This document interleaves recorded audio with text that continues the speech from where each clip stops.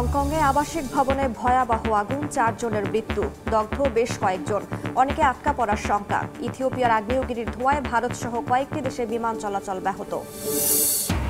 ভারী বৃষ্টিতে এবার বন্যায় বিপর্যস্ত ইন্দোনেশিয়া, 10 জনের প্রাণহানি। থাইল্যান্ডে মৃত্যু বেড়ে 33, পানিবন্দী লাখ লাখ মানুষ, চলছে উদ্ধার অভিযান। ইউক্রেন যুদ্ধ বন্ধে আবুধাবিতে যুক্তরাষ্ট্র রাশিয়ার গোপন বৈঠক, ফলপ্রসূ দাবি ওয়াশিংটনের। ট্রাম্পের শান্তি পরিকল্পনায় সম্মত ইউক্রেন, কিয়েভে রুশ হামলায় নিহত 7। গাজায় যুদ্ধবিরতি ধরে রাখতে কায়রোয় তুরস্ক, মিশর ও কাতারের জরুরি বৈঠক। উপত্যকা পুনর্গঠনে লাগবে $70,000 কোটি, বলছে জাতিসংঘ। পশ্চিম তীরে ফিলিস্তিনিদের ধরপাকড়। এবং পাক আফগান সীমান্তে আবারও যুদ্ধের শঙ্কা, বিমান হামলা নিয়ে পাল্টাপাল্টি দোষারোপ। আফগানিস্তানে বেসামরিক নাগরিক হতাহতের অভিযোগ অস্বীকার পাকিস্তানের।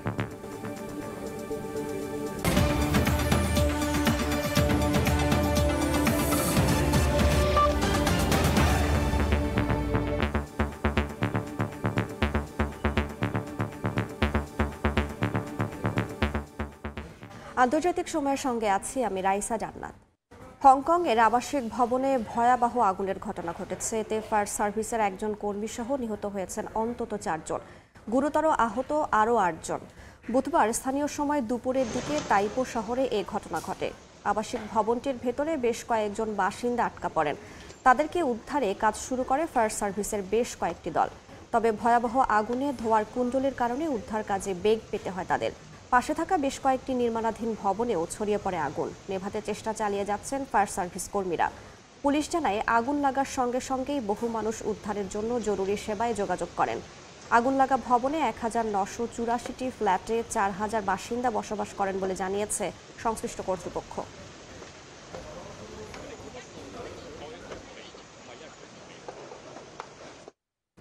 ইথিওপিয়ার আগ্নেয়গিরির অগ্ন্যুৎপাতের ধোঁয়ায় বিপর্যস্ত আকাশপথ। সতর্কতা জারি করে মঙ্গলবার একাধিক ফ্লাইট বাতিল করেছে এয়ার ইন্ডিয়া ও এয়ার আলাস্কা সহ বিভিন্ন এয়ারলাইন্স কোম্পানি। ইথিওপিয়ার হাইলি গুব্বি আগ্নেয়গিরিতে রোববার প্রথমবারের মতো রেকর্ড অগ্ন্যুৎপাত হয়। এর ধোঁয়া ও ছাই উঠে যায় প্রায় 14 কিলোমিটার উঁচুতে। এরপরই ভারতের বিমান নিয়ন্ত্রক সংস্থা সব এয়ারলাইন্সকে সতর্কতামূলক নির্দেশনা দেয়। এয়ার ইন্ডিয়া তাদের একাধিক ফ্লাইট বাতিল করে। এদিকে এয়ার আলাস্কাও জেদ্দা, কুয়েত ও আবুধাবি সহ মধ্যপ্রাচ্যের বিভিন্ন রুটে বহু ফ্লাইট স্থগিত করেছে। আইএমডির পূর্বাভাস জানায় আগ্নেয়গিরির ধোঁয়া বর্তমানে চীনের দিকে এগোচ্ছে এবং মঙ্গলবারের মধ্যে ভারতের আকাশ স্বাভাবিক হয়ে আসবে।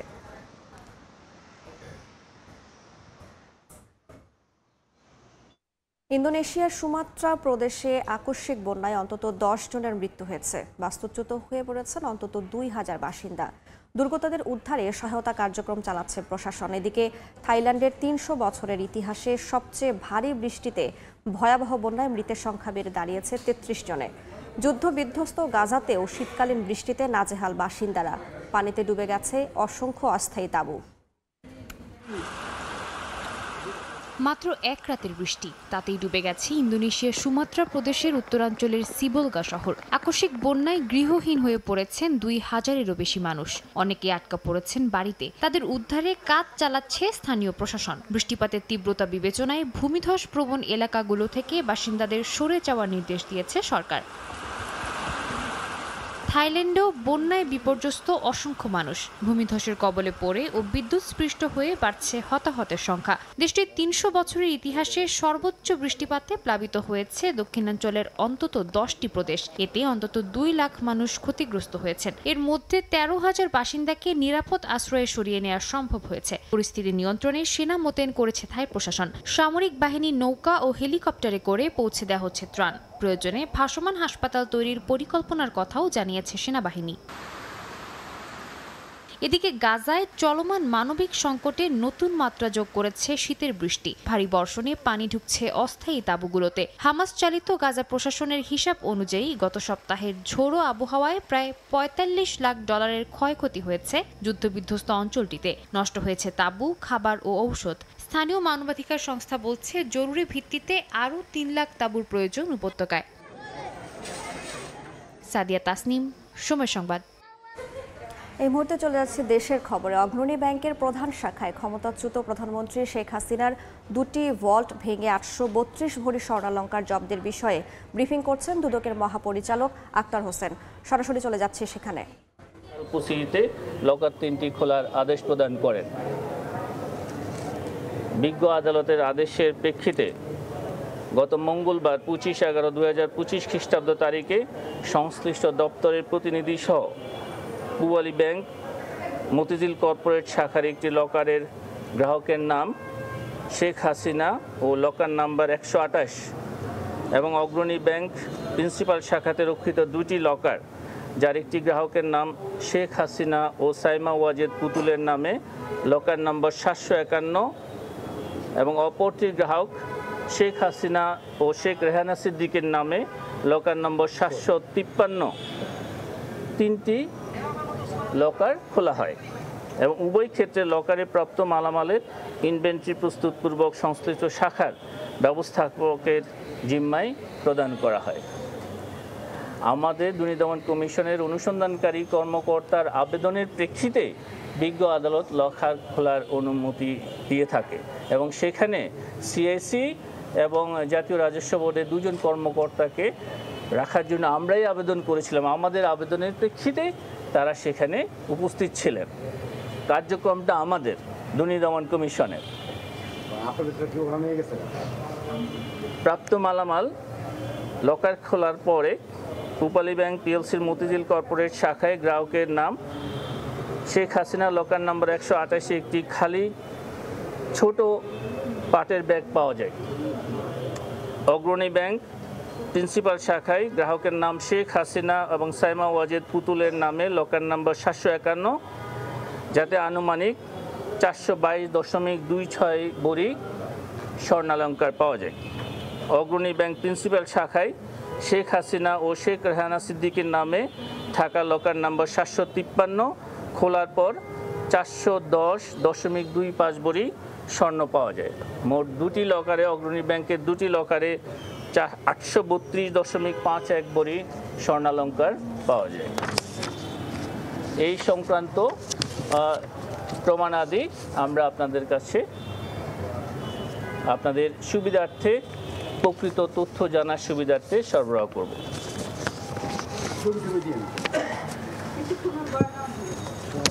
এর আগে আমরা দুদকের অভিযান এবং টাকা বা স্বর্ণ উদ্ধারের সময় দেখেছিলাম গণমাধ্যম কর্মীদের ইনভাইট করা হয়েছে। অভিযোগ সংশ্লিষ্ট জনাব ফরহাদ হোসেন, সাবেক সংসদ সদস্য মেহেরপুর 1 এবং সাবেক মন্ত্রী জনপ্রশাসন মন্ত্রণালয় ঢাকা কর্তৃক মন্ত্রী হিসাবে দায়িত্ব পালনকালে জ্ঞাত আয়ের উৎসের সাথে অসঙ্গতিপূর্ণ 1,11,00,000 টাকারও বেশি মূল্যের সম্পদ অর্জনপূর্বক বুক দখলে রাখা এবং নিজ নামে 12টি ব্যাংক হিসাবে 6,54,00,000 টাকা জমা এবং 6,35,00,000 টাকারও বেশি মূল্যের অর্থ উত্তোলন পূর্বক অস্বাভাবিক এবং সন্দেহজনক লেনদেন করার অপরাধ অনুসন্ধানকালে প্রমাণিত হয়েছে। শেখ হাসিনার দুটি ভল্ট ভেঙে 832 ভরি স্বর্ণালংকার জব্দের বিষয়ে ব্রিফিং করছেন দুদকের মহাপরিচালক। আমরা সরাসরি যুক্ত ছিলাম সেখানে।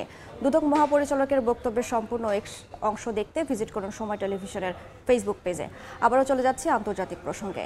ইউক্রেন যুদ্ধ বন্ধে সংযুক্ত আরব আমিরাতের আবু ধাবিতে গোপন বৈঠক করেছে যুক্তরাষ্ট্র রাশিয়া। বৈঠকে মার্কিন সামরিক বাহিনীর কর্মকর্তা রুশ প্রতিনিধিদের সঙ্গে যুক্তরাষ্ট্রের শান্তি পরিকল্পনা নিয়ে আলোচনা করেন। গোপনে বৈঠক ফলপ্রসূ হয়েছে বলে দাবি করেছেন মার্কিন সামরিক বাহিনীর মুখপাত্র। এদিকে কিছু ছোটখাটো সমস্যা বাদ দিয়ে মার্কিন প্রেসিডেন্ট ডোনাল্ড ট্রাম্প প্রস্তাবিত শান্তি পরিকল্পনায় সম্মত হয়েছে কিয়েভ। আলোচনার মধ্যেই কিয়েভে ভয়াবহ ড্রোন হামলা চালিয়েছে রাশিয়া। ইউক্রেন যুদ্ধ বন্ধে একের পর এক শান্তি আলোচনা অনুষ্ঠিত হচ্ছে, তবে কোনো বৈঠকই যেন বদলাতে পারছে না এ যুদ্ধের ভাগ্য। স্থানীয় সময় মঙ্গলবার ভোররাতে 4 শতাধিক ড্রোন ও ক্ষেপণাস্ত্র দিয়ে ইউক্রেনের রাজধানী কিয়েভে হামলা চালায় রাশিয়া। হামলায় জ্বালানি অবকাঠামো ও আবাসিক ভবনের ভয়াবহ ক্ষয়ক্ষতি হয়েছে। দেশটির প্রেসিডেন্ট ভলোদিমির জেলেনস্কি অভিযোগ করেন 22টি মিসাইল ও 464টি ড্রোন নিক্ষেপ করেছে মস্কো। এই ঘটনায় বেশ কয়েকজন হতাহত হয়েছেন।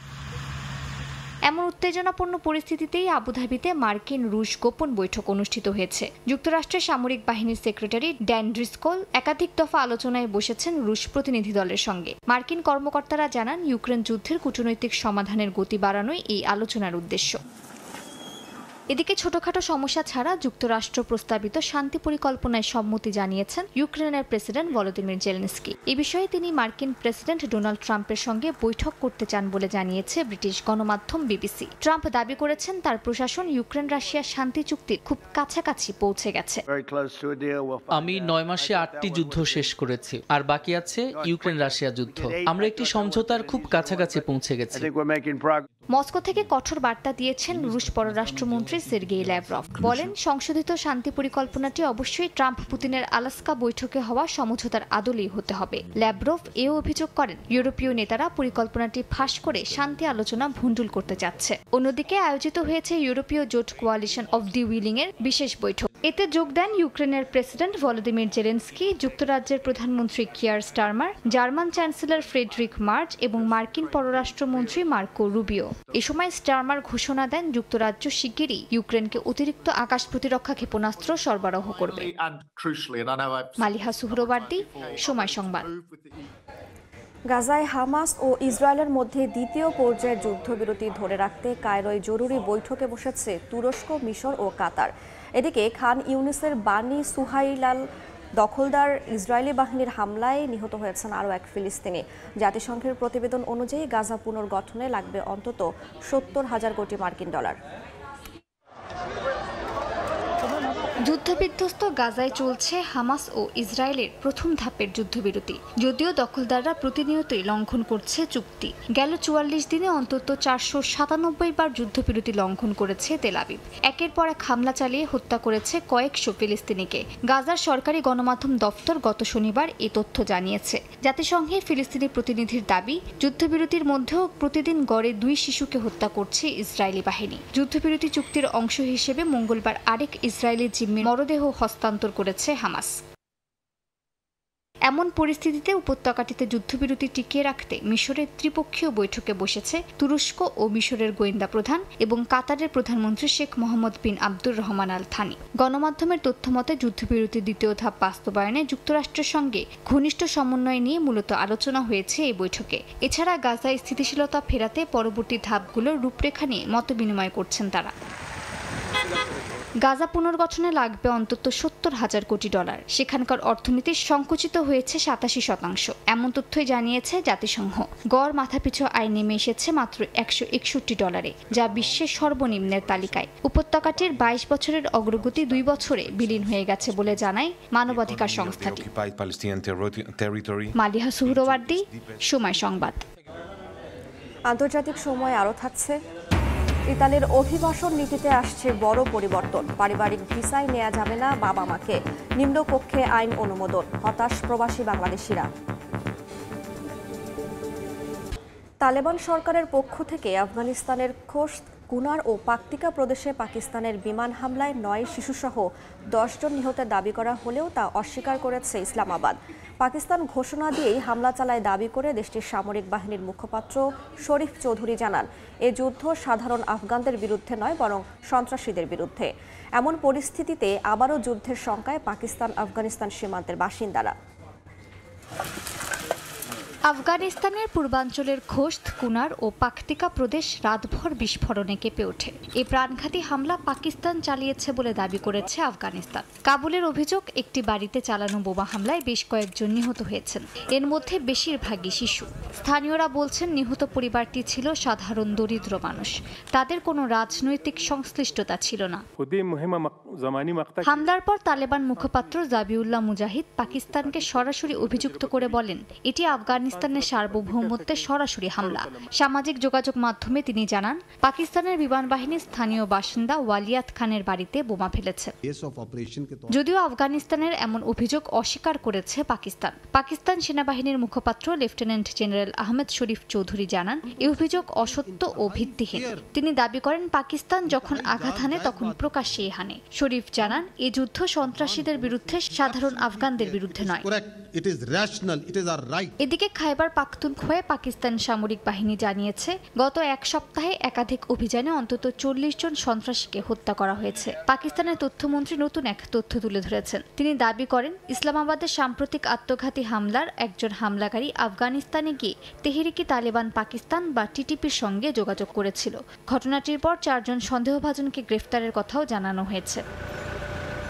মালিহা সুহরওয়ার্দী, সময় সংবাদ। যুক্তরাষ্ট্রের সম্ভাব্য সরাসরি হামলা প্রতিহতের প্রস্তুতি নিচ্ছে ভেনেজুয়েলা। ওয়াশিংটনকে জবাব দিতে গেরিলা যুদ্ধের পরিকল্পনা করছে মাদুরো সরকার।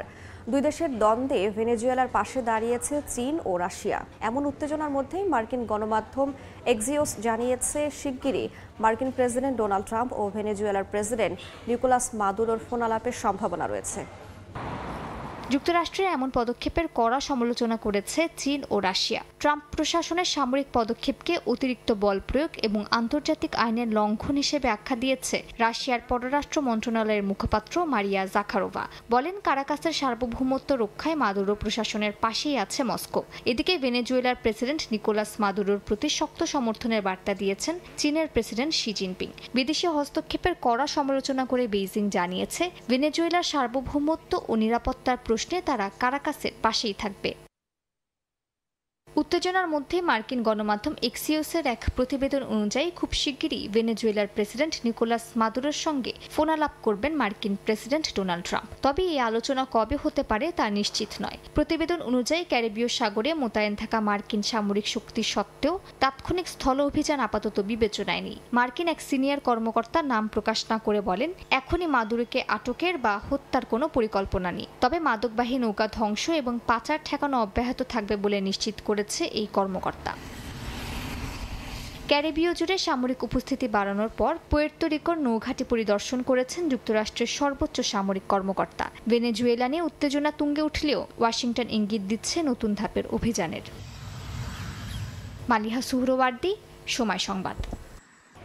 ইতালির অভিবাসন নীতিতে আসছে বড় ধরনের পরিবর্তন। পারিবারিক ভিসার ক্ষেত্রে কেবল স্বামী, স্ত্রী কিংবা সন্তান ছাড়া আর কাউকে নেওয়া যাবে না বিধান রেখে নতুন আইনের অনুমোদন দিয়েছে দেশটির পার্লামেন্টের নিম্নকক্ষ। এই সিদ্ধান্তের খবরে প্রবাসী বাংলাদেশিরা হতাশা প্রকাশ করেছেন। ইতালি থেকে হাসান মাহমুদের পাঠানো তথ্য ও ছবিতে রিপোর্ট।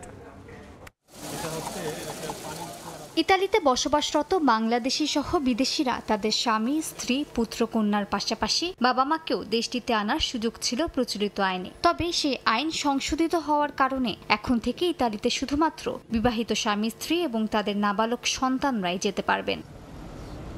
ডানপন্থী রাজনৈতিক দল লেগা নর্থ প্রস্তাবিত সংশোধনী বিলটি 131-75 ভোটে পাশ হয়েছে। একই সঙ্গে পারিবারিক পুনর্মিলনের জন্য প্রয়োজনীয় ছাড়পত্র নুলা ওস্তা ইস্যু করার সময়সীমা 90 দিন থেকে বাড়িয়ে 150 দিন করা হয়েছে। ইতালি প্রবাসী বাংলাদেশিরা হতাশা ব্যক্ত করে আইনটি পুনর্বিবেচনার আহ্বান জানিয়েছেন। নিম্নকক্ষে যে আইনটি পাশ হয়েছে এটি আমাদের প্রবাসীদের জন্য একটি দুঃখজনক ব্যাপার, কারণ এটি যদি চূড়ান্ত হয়ে যায় পরবর্তীতে আমরা আমাদের বৃদ্ধ মা বাবাকে ইতালিতে আনতে পারবো না। বাবা মা যারা আছে তাদেরকে নিয়ে আমরা নিয়ে আসার জন্য চাচ্ছি, কিন্তু এটা ভবিষ্যতে আনা যাবে না।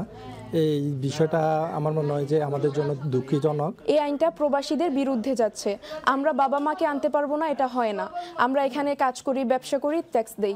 এছাড়া 2028 সাল পর্যন্ত 10,000 বিদেশি কর্মীকে কোটা বহির্ভূত প্রবেশের সুযোগ দেয়া হবে, যারা মূলত সমাজসেবা ও স্বাস্থ্যসেবা খাতে নিযুক্ত। গ্যাজেট আকারে প্রকাশ হওয়ার সঙ্গে সঙ্গে আইনটি কার্যকর হবে। সময় সংবাদ, ইতালি। দক্ষিণ কোরিয়ার সাবেক প্রধানমন্ত্রী হান ডাকসুর বিরুদ্ধে প্রেসিডেন্টকে সহায়তার অভিযোগে 15 বছরের কারাদণ্ড দেওয়ার দাবি জানিয়েছেন বিশেষ প্রসিকিউটর।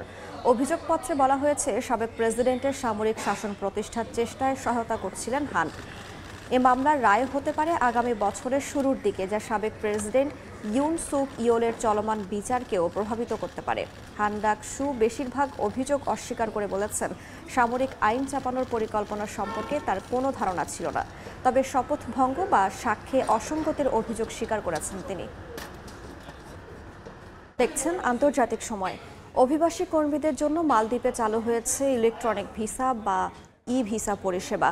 ফলে বিশ্বের যে কোনো জায়গা থেকে অনলাইনেই করা যাবে ভিসার আবেদন। বাংলাদেশ হাই কমিশনের মতে এতে প্রবাসী বাংলাদেশিদের প্রবেশ, নবায়ন সহ পুরো ভিসা প্রক্রিয়া হবে আরও সহজ, দ্রুত ও স্বচ্ছ। খন্দকার ওমর ফারুকের পাঠানো তথ্য, ছবিতে রিপোর্ট। অভিবাসী কর্মীদের জন্য ভিসার আবেদন প্রক্রিয়ায় বড় ধরনের পরিবর্তন এনেছে মালদ্বীপ সরকার। এখন থেকে কাগজের নথিপত্র নয়, পুরো ভিসা প্রক্রিয়া হবে ই ভিসার আওতায়। নতুন নিয়মে মালদ্বীপগামী এবং দেশটিতে অবস্থানরত অভিবাসীদের পাসপোর্টে থাকা ভিসার স্টিকার বা স্ট্যাম্প স্বয়ংক্রিয়ভাবে রূপান্তরিত হবে ই ভিসায়, যার মেয়াদ নির্ভর করবে ওয়ার্ক পারমিটের বৈধতা অনুযায়ী। নতুন নিয়মে নবায়ন সহ সব ধরনের ভিসা আবেদন এখন থেকে জমা দিতে হবে অনলাইনে। সম্প্রতি মালদ্বীপ অভিবাসন কর্তৃপক্ষ জানায়, চলতি বছরের 10 নভেম্বর রাষ্ট্রপতি ডক্টর মোহাম্মদ মুইজ্জু ই ভিসা পরিষেবার আনুষ্ঠানিক উদ্বোধন করেন। এর কার্যক্রম শুরু হয়েছে 23 নভেম্বর থেকে। শুধুমাত্র বৈধ ই ভিসাধারী অভিবাসী মালদ্বীপে প্রবেশ করতে পারবেন। দেশ থেকে সময়েও ই ভিসার মেয়াদ থাকতে হবে, অন্যথায় কেউই মালদ্বীপে প্রবেশ বা দেশ ছাড়তে পারবেন না। বিশ্বের যে কোনো স্থান থেকেই এখন অনলাইনে মালদ্বীপে কাজের ভিসার আবেদন করা যাবে। ফলে কমে গেছে কাগজপত্রের ঝামেলা ও দাপ্তরিক ভোগান্তি। বিশেষ করে প্রবাসী বাংলাদেশিরাই এই ডিজিটাল সুবিধায় সবচেয়ে বেশি উপকৃত হবে বলে মনে করছেন সংশ্লিষ্টরা। ই ভিসা চালু করার ফলে এক্সপেক্টেড অনেক বেশি ডিজিটালাইজড হয়ে যাচ্ছে এবং তাদের পেপার ওয়ার্কের যে ব্যাপারটা ছিল পাসপোর্ট ওয়ার্ক পারমিট নিয়ে, সেই ব্যাপারটা সমস্যাগুলো দূরীভূত হবে। দূর থেকে যারা বিভিন্ন আইল্যান্ডে কাজ করছেন তাদেরকে মালেতে আসতে হতো আগে, বাট এখন তারা কিন্তু সেখানে বসে ই ভিসার মাধ্যমে তাদের কাজগুলো ডিজিটাল প্রক্রিয়া শেষ করতে পারবে। ট্যুরিস্টদের জন্য একটা সুবিধা হয়েছে, যারা 1 মাসের অধিক থাকতে চাবে তারা সেই ক্ষেত্রে দেখা গেছে হোটেল থেকে বা মালদ্বীপসের যদি কোনো লোকাল থাকে তারা অ্যাপ্লাই করতে পারবে অনলাইনের মাধ্যমে, এমনকি অনলাইনের মাধ্যমে পেয়ে যাবে।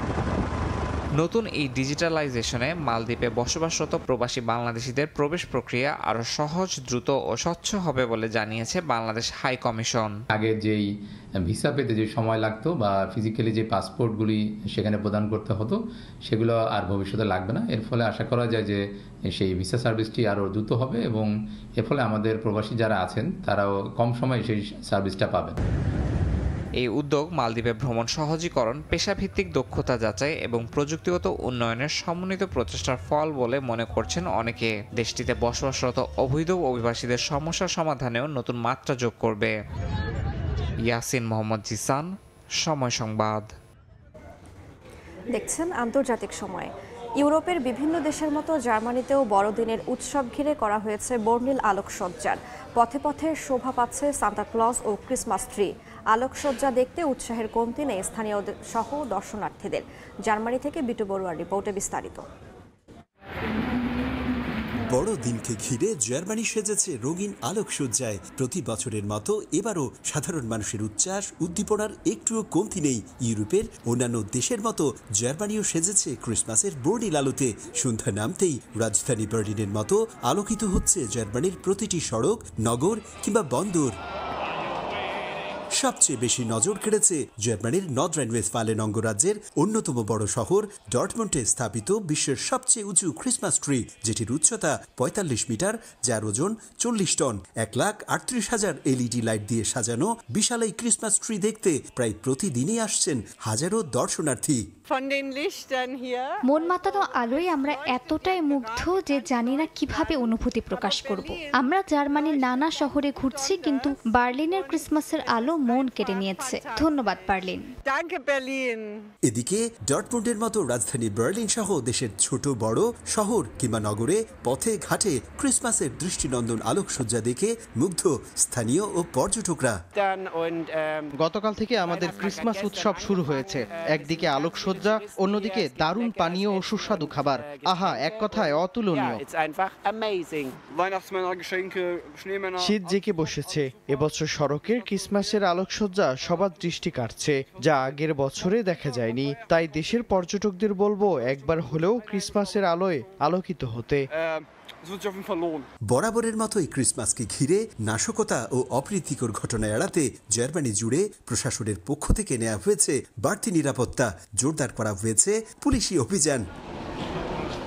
শুধু রাজধানী বার্লিন, ডর্টমুন্ড, ডুসেলডর্ফ কিংবা মিউনিক নয়, খ্রিস্ট সম্প্রদায়ের সবচেয়ে বড় ধর্মীয় উৎসব বড়দিনকে ঘিরে পুরো জার্মানি জুড়েই এখন সাজ রব। উদ্দেশ্য একটাই, উচ্ছ্বাস এবং আনন্দে সম্প্রীতির বার্তা পুরো বিশ্বব্যাপী ছড়িয়ে দেয়া। জার্মানির বার্লিন থেকে বিটু বড়ুয়া, সময় সংবাদ। আন্তর্জাতিক সময়ের শীর্ষ সংবাদগুলো জানিয়ে দিচ্ছি আরেকবার। হংকংয়ে আবাসিক ভবনে ভয়াবহ আগুন, 4 জনের মৃত্যু, দগ্ধ বেশ কয়েকজন, অনেকে আটকা পড়ার শঙ্কা। ইথিওপিয়ার আগ্নেয়গিরির ধোঁয়ায় ভারতসহ কয়েকটি দেশে বিমান চলাচল ব্যাহত। ভারী বৃষ্টিতে এবার বন্যায় বিপর্যস্ত ইন্দোনেশিয়া, 10 জনের প্রাণহানি। থাইল্যান্ডে মৃত্যু বেড়ে 33, পানিবন্দী লাখ লাখ মানুষ, চলছে উদ্ধার অভিযান। এবং ইউক্রেন যুদ্ধ বন্ধে আবুধাবিতে যুক্তরাষ্ট্র রাশিয়ার গোপন বৈঠক, ফলপ্রসূ দাবি ওয়াশিংটনের।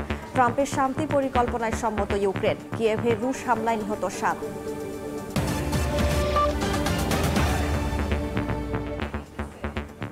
এই ছিল আন্তর্জাতিক সময়। এরপর বিকেল 5টার সময় সংবাদের সঙ্গে থাকবেন সহকর্মী ইমদাদুল হক। রাইসা, আপনাকে ধন্যবাদ। বিকেল 5টার সময় সংবাদ নিয়ে আসছি কিছুক্ষণ পর, সঙ্গে থাকুন সময়।